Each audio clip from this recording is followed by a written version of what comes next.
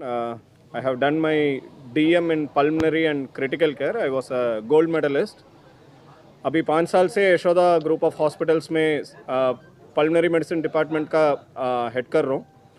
सो अभी ये patient Mrs Rita Sinha हमारे पास ऑलमोस्ट 6 मंथ्स पहले आए थे. जब हमारे पास आए थे पेशेंट को काफ़ी तकलीफ़ था. सो उनका ऑलमोस्ट इधर काफ़ी साल से सांस में परेशानी के लिए और काशी के लिए बहुत जगह पे उन्होंने दिखाया है, और दिखाने के बाद भी और काशी और सांस में परेशानी कम नहीं हुआ. और रांची से हमारा पास यशोदा हॉस्पिटल सोमाजीगुड़ा में फर्दर एवेल्यूशन के लिए इधर से डॉक्टर्स हमारे पास भेजे थे. सो जब हमने पेशेंट को देखा था, so she was suffering from a condition called severe asthma. So normal नहीं था, वो नॉर्मल आस्मा आप इन्हेलर ये सब मेडिसिन लेने से कम हो जाते हैं, बट उसमें एक स्पेसिफिक वैरायटी है, वो सीवियर आस्मा हम कहते हैं. वो सीवियर आस्मा में हमारा नॉर्मल मेडिसिन देने के बाद भी आस्मा कंट्रोल में नहीं आता है. सो उसके लिए हमने काफ़ी पेशेंट को एवेल्यूएट किया, हमने भर्ती भी किया था, और इनिशियली उसका ऑक्सीजन को भी ज़रूरत पड़ रहा था. और हमारे पास आने से पहले उनका रूटीन काम करने में भी बहुत ज़्यादा सांस में तकलीफ़ होता था, और कुछ भी काम करने को भी ऑक्सीजन का ज़रूरत पड़ता था. सो हमने इसको एडमिट किया और एक्सटेंसिवली एवेल्यूएट किया, और उसमें सीवियर आस्मा का कारण भी हमने ढूंढा था, और उसके साथ ऑब्स्ट्रक्टिव स्लीप अपनिया करके एक नींद का प्रॉब्लम भी था पेशेंट को. सो दोनों हमने ऑप्टिमाइज़ किया, और सीवियर आस्मा के लिए एडवांस्ड मेडिकेशंस बायोलॉजिक्स हम कहते हैं. सो वो मेडिसिन भी हमने पेशेंट को शुरू किया, और शुरू करने के बाद पेशेंट का 4-5 दिन में ही असर आना शुरू हो गया, और पेशेंट का कंडीशन धीरे धीरे इम्प्रूव हुआ. और जब पेशेंट का ऑक्सीजन का ज़रूरत भी कम हो गया था, हमने पेशेंट को वापस रांची भेजा था. फिर इधर भी ऑलमोस्ट 5-6 महीने पेशेंट बिल्कुल अच्छा था, और सांस में दिक्कत भी कम हो गया था, और ऑक्सीजन का ज़रूरत भी नहीं पड़ा था. फिर दोबारा 5 महीने के बाद हमारे पास फ़ोन आया था, पेशेंट का थोड़ा बुखार चल रहा है और ऑक्सीजन भी कम होना शुरू हुआ बोल के हमको फ़ोन आया था. उसी वक्त हमने पेशेंट को इमीडिएटली बताया, आपको ऑलरेडी सीवियर आस्मा का कंडीशन है, आप इमीडिएटली आने का ज़रूरत पड़ेंगे. वो बोलने के बाद next to next day patient और अटेंडर यशोदा हॉस्पिटल सोमाजीगुड़ा का आए थे. और आने के बाद तब हमने स्कैन करके देखने में पेशेंट को सीवियर न्यूमोनिया भी था. सो इस बार लंग्स में इन्फेक्शन भी आया था. सो हमने उस पेशेंट को एंटीबायोटिक्स दिए थे, और सीवियर आस्मा को दोबारा कंट्रोल किए थे, और बायोलॉजिक्स भी दिए थे, और बाकी सपोर्टिव मेशर्स भी किए थे. उसके बाद ऑलमोस्ट अभी 1 हफ्ते पहले पेशेंट को ऑक्सीजन दोबारा 82% से लेके अभी 96% हो गया था, और पेशेंट का कंडीशन भी अच्छा हुआ था. उस कंडीशन में हमने वापस पेशेंट को रांची भेजा था. सो ये सीवियर आस्मा कुछ हम कहते हैं, वो बहुत रेयर अकरेंस है. अगर हमने आस्मा पेशेंट को लेंगे तो 20 पेशेंट में या 30 पेशेंट में एक पेशेंट को ऐसा सीवियर आस्मा हो सकता है. और ये सीवियर आस्मा के लिए पहले हमारे पास ज़्यादा कोई ऑप्शंस नहीं था. ऐसा पेशेंट हमेशा सांस में दिक्कत के साथ रहता था, बट अभी हमारा पास बहुत एडवांस्ड प्रोसीजर्स भी है और मेडिकेशंस भी है. अभी हम कहते हैं ये बायोलॉजिक्स ऐसा एडवांस मेडिसिन भी है, और इसके अलावा काफ़ी एडवांस्ड प्रोसीजर्स भी है. उसकी वजह से हम आस्मा को कंट्रोल कर सकते हैं. इसके अलावा हमारा यशोदा हॉस्पिटल सोमाजीगुड़ा में एडवांस्ड लंग केयर और क्रिटिकल केयर सर्विसेज भी है. सो हमारा सेंटर है, it's one of the best centres for interventional pulmonology and thoracic surgery. So हमारे पास पूरी की पूरी advanced procedures for pulmonary disorders है. वो ब्रोंकोस्कोपी हम कहते हैं. अगर पेशेंट का किसी को सांस की नलकी में कोई प्रॉब्लम रहता है तो वो देखने के लिए हम ब्रोंकोस्कोपी करते हैं, एडवांस बायोप्सीज करते हैं, और कैंसर पेशेंट्स के स्टेंटिंग करना है तो स्टेंटिंग करते हैं, और किसी का छाते में पानी भर गया तो वो डायग्नोस करने के लिए थोरेकोस्कोपीस होता है.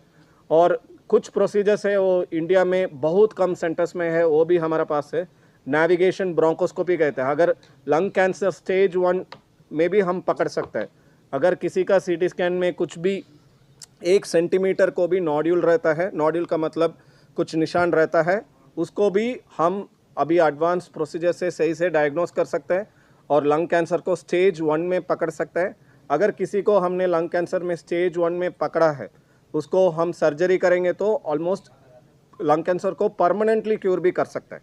सो ये सारे एडवांस प्रोसीजर उधर रूटीनली होता है. इसके अलावा हम एडवांस्ड इंटरवेंशनल फेलोशिप भी करते हैं। सो हम क्या करते हैं, पूरी इंडिया से और विदेश से कोई भी स्टूडेंट्स हमसे सीखना चाहते हैं वो हमारा सेंटर आ जाता है और 6 मंथ से 1 साल रुकते हैं और उनको हमने एडवांस ब्रोंकोस्कोपिक प्रोसीजर्स और क्रिटिकल केयर प्रोसीजर्स भी सिखाते हैं। सो ऐसा अभी हमारा पास अभी तक हमने ऑलमोस्ट अराउंड 35 to 40 फेलोज़ को ट्रेन किया है पूरी इंडिया से और विदेश से, और आगे भी हम काफ़ी फेलोज़ को ट्रेन करने वाला है। इसके अलावा एक चीज़ इस मीडिया में हम आपको बताना चाहते हैं, हमारा पास one of the best centres for ECMO है। एक्मो का मतलब एडवांस्ड लाइफ सपोर्ट।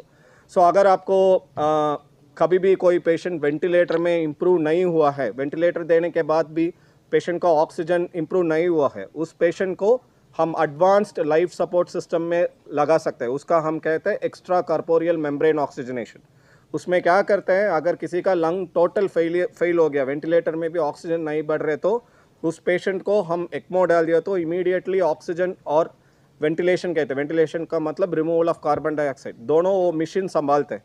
इसके बीच में हम पेशेंट को अच्छा सा ट्रीट करके कोई पेशेंट मरने वाला थे उनको भी हम बचा सकते हैं।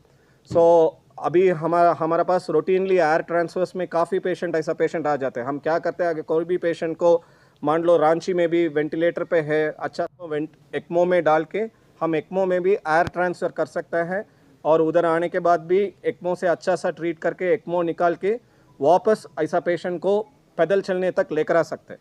सो ये सारे फैसिलिटीज़ पहले नहीं था और ये एयर ट्रांसफ़र का फैसिलिटीज़ भी पहले नहीं था, बट अभी हम रूटीनली कर रहे हैं।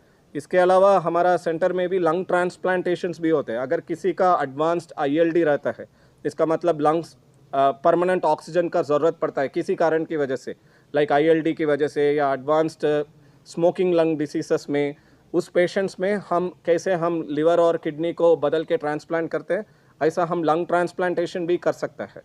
सो ऐसा हर facility pulmonary related and critical care related हमारा यशोदा हॉस्पिटल सोमाजिगुड़ा हैदराबाद में रहता है। इसके अलावा हमारा पास एडवांस्ड थोरैसिक सर्जरी टीम भी होता है। सो किसी का काशी में खून आता है या किसी का अर्ली स्टेज में लंग कैंसर होता है या किसी का एडवांस्ड न्यूमोनिया होता है, वो इम्प्रूव नहीं हो रहे, उनको भी लोबेक्टमी नहीं है तो न्यूमोनेक्टमी कहते हैं। इसका मतलब एक पोर्शन का लंग निकालना, ऐसा एडवांस सर्जरी भी अभी रोबोटिक सर्जरीज हम करते। सो पहले तो ये सारे ओपन करके करने का ज़रूरत पड़ता था, बट अभी एडवांस्ड रोबोटिक सर्जरी से भी ये सारे प्रोसीजर ईजिली कर सकते हैं। पेशेंट आ जाते हैं, सर्जरी होता है, 2-3 दिन में घर भी चले जाते हैं और उस बीमारी को परमानेंट क्योर भी मिलता है। सो एक ही चीज़ जनरल पॉपुलेशन को बताना चाहता हूँ। सो अभी पहले की तरफ नहीं है, कोई भी प्रॉब्लम रहता है, अगर आपने अर्ली स्टेज में डायग्नोस किया, इवन कैंसर, उसको हम 100% क्योर दे सकते हैं। सो ये अवेयरनेस हर पेशेंट को होना चाहिए। अगर किसी को लगातार काशी होता है, नहीं है तो काशी में खून आता है, नहीं है तो लगातार बुखार रहता है या अनएक्सप्लेन्ड वेट लॉस और अनएक्सप्लेन्ड लॉस ऑफ एपिटाइट रहता है, उन पेशेंट्स अपना पल्मोनोलॉजिस्ट को ज़रूर दिखा दीजिए। अगर मान लो आपको लंग कैंसर भी पहले स्टेज में डिटेक्ट हो जाता है, ये एडवांस्ड फैसिलिटीज़ की वजह से हम परमानेंट क्योर कर सकते हैं। अगर कोई भी पेशेंट वेंटिलेटर में इम्प्रूव नहीं हो रहे, आपको ECMO, it will be a life saving for your near and dear ones. So ये सारे सर्विसेज आप यूटिलाइज कर सकते हैं।